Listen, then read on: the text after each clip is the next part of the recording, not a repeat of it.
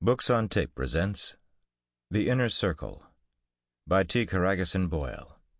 Read by Michael Kramer. Eternity was in our lips and eyes, bliss in our brows bent. William Shakespeare, Antony and Cleopatra.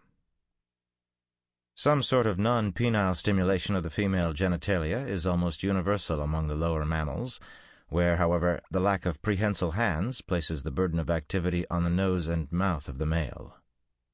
Alfred Kinsey, Sexual Behavior in the Human Female. Prologue. Bloomington, Indiana, August 25th, 1956. Looking back on it now, I don't think I was ever actually sex-shy, to use one of Proc's pet phrases, but I'll admit I was pretty naive when I first came to him, not to mention hopelessly dull and conventional. I don't know what he saw in me, really, or perhaps I do. If you'll forgive me a moment of vanity, my wife Iris claims I was something of a heartthrob on campus, though I would have been the last to know of it because I wasn't dating and had always been uncomfortable with the sort of small talk that leads up to the casual inquiry about after-class plans or what you might or might not be doing on Saturday after the game. I had a pretty fair physique in those days, with a matching set of full-back shoulders and a 30-inch waist. I was first string on my high school team till I suffered a concussion midway through my junior season, and my mother put a premature end to my career. And unlike most men at college, I was conscientious about keeping myself in trim. I still am. But that's neither here nor there. To complete the portrait, because already I've managed to get myself out on a limb here, I was blessed with what Iris calls sensitive eyes, whatever that might mean, and a thatch of wheat-colored hair with a natural curl that defeated any cream or pomade I'd ever come across.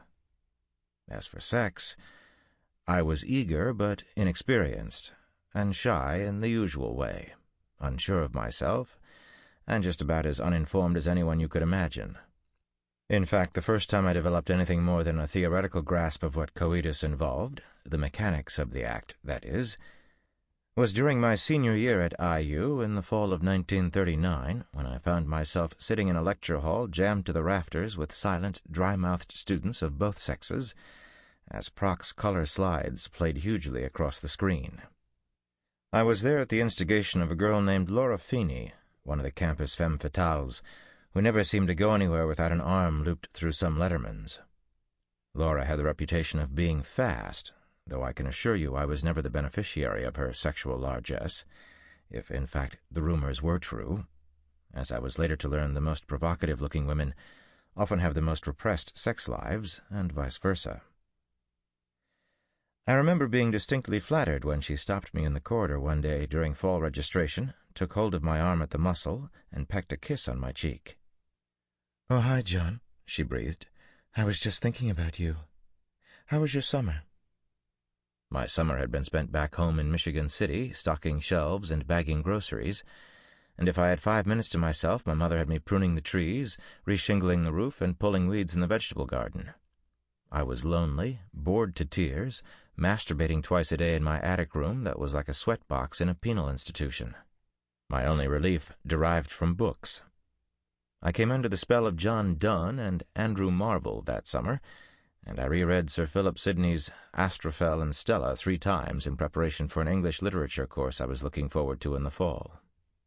But I couldn't tell Laura Feeney all this, or any of it. She would have thought me a washout, which I was. So I just shrugged and said, "All right, I guess."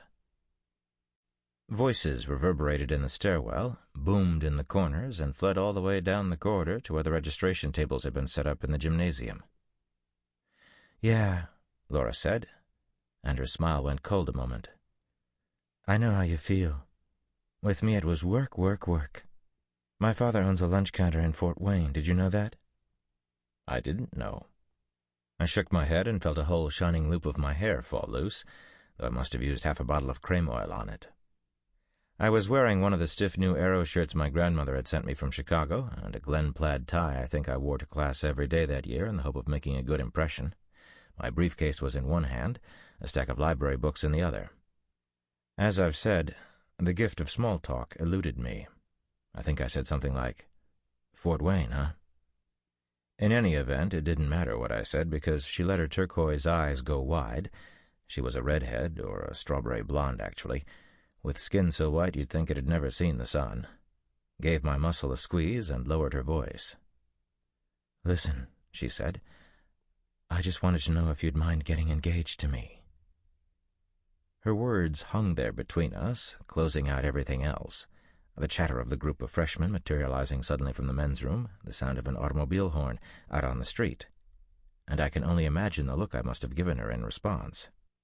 This was long before Proc taught me to tuck all the loose strands of my emotions behind a mask of impassivity, and everything I was thinking routinely rushed to my face along with the blood that settled in my cheeks like a barometer of confusion. "John, you're not blushing, are you?" "No," I said, "not at all. I'm just—" She held my eyes, enjoying the moment. "Just what?" I shrugged. "We were out in the sun. Yesterday afternoon. Moving furniture. So I guess, well—" Someone brushed by me, an undergraduate who looked vaguely familiar. Had he been in my psych class last year? And then she let the other shoe drop. "I mean, just for the semester. For pretend." She looked away, and her hair rose and fell in an ebbing wave. When she turned back to me, she lifted her face till it was like a satellite of my own, pale and glowing in the infusion of light from the windows at the end of the corridor. "You know," she said, "for the marriage course." That was the moment it all began, though I didn't realize it at the time. How could I? How could I have foreseen that a shallow, manipulative girl I hardly knew would be the motive force that was to lead me to Proc and Mac, Corcoran, Rutledge, to the desk at which I am now sitting, trying to get as much of this out as I can before the world goes to pieces? I said, "Yes." I said, "Yes, all right." And Laura Feeney smiled, and before I knew it, I was on my way to becoming an initiate in the science of sex, abandoning the ideal for the actual. The dream of Stella, true, that true beauty virtue is indeed, for anatomy, physiology, and an intimate knowledge of the Bartholin's glands and the labia minora. All of it, all the years of research, the thousands of miles traveled, the histories taken, the delving and rooting and pioneering, spun out like thread from an infinite spool held in the milk-white palm of Laura Feeney on an otherwise ordinary morning in the autumn of 1939. But I don't want to make too much of it. We all have our defining moments, and I don't mean to keep you in the dark here either. The marriage course to which Laura Feeney was referring, marriage and the family properly, was being offered by Professor Kinsey of the zoology department and half a dozen of his colleagues from other disciplines, and it was the sensation of the campus. The course was open only to faculty and staff, students who were married or engaged, and seniors of both sexes. There were 11 lectures in all, 5 of them covering the sociological, psychological, economic, legal, and religious facets of marriage, these to be delivered by faculty outside of the zoology department, and they were to prove to be informative enough, I suppose, and necessary. But if truth be told, they were nothing more than window dressing for the 6 unexpurgated lectures, with audiovisual aids, Proc was scheduled to give on the physiology of intramarital relations.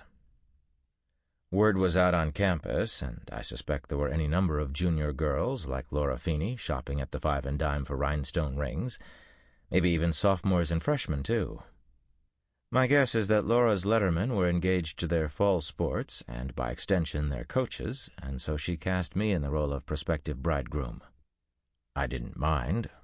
I would say she wasn't my type, but then all women are every man's type, under the right circumstances.